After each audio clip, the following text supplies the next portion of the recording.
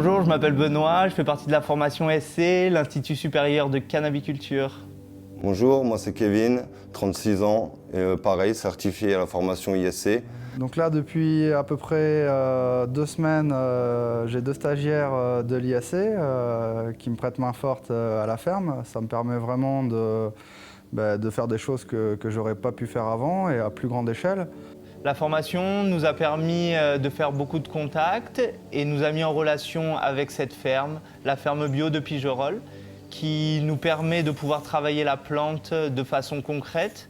On a attaqué un projet sur le chanvre bien-être en 2018 et on a concrétisé ça en septembre 2018 où j'ai apporté un container à la ferme qu'on a transformé pour commencer à tester un petit peu les variétés légales du catalogue européen pour nous permettre par la suite d'implanter ces espèces en plein champ et de réaliser une production à la ferme bio de Pigerolles. Donc on a aussi un projet sur le cannabis thérapeutique dans un village juste à côté, à Feigné, où on est en train de récupérer une ancienne base militaire qui comporte toute une partie extérieure, clôturée, sécurisée. Il y a aussi toute une partie bunker, où là on voudrait faire toute une culture en indoor.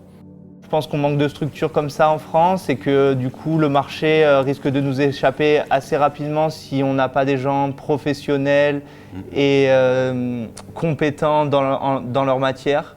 Comme on peut voir même sur des pays européens, à nos frontières où les choses avancent, les gens se professionnalisent. Chaque pays a son grain, a quelque chose à apporter et nous, on est encore à la traîne. Du coup, des structures comme ça nous permettent de rester un peu au niveau et lors d'une future légalisation, rivaliser avec des concurrents internationaux. C'est vrai qu'on avait l'habitude de travailler dans des hangars aseptisés ou des choses comme ça et là, on se confronte à une réalité paysanne qui doit prendre en compte la météo, sa terre et d'échanger avec des agriculteurs qui connaissent leur terre, qui ont des méthodes différentes. Et du coup, il a fallu s'adapter. Je pense que chacun apporte à l'autre et je pense que c'est un bon échange et une bonne manière d'avancer.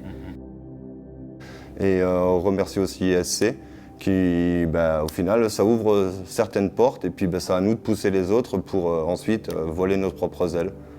Donc là, ça s'est super bien passé. Ça m'a permis vraiment de faire un travail plus conséquent que j'aurais pu faire seul. Et eux, en retour, ça leur a appris une méthode qu'ils ne connaissaient pas forcément. La culture qu'on fait à la ferme, ça ne ressemble pas à une culture de cannabis thérapeutique ou même de cannabis bien-être comme on peut avoir en Suisse ou autre part. On est vraiment sur un modèle, on va dire, agricole. Et ça permet de partager, c'est vraiment cool.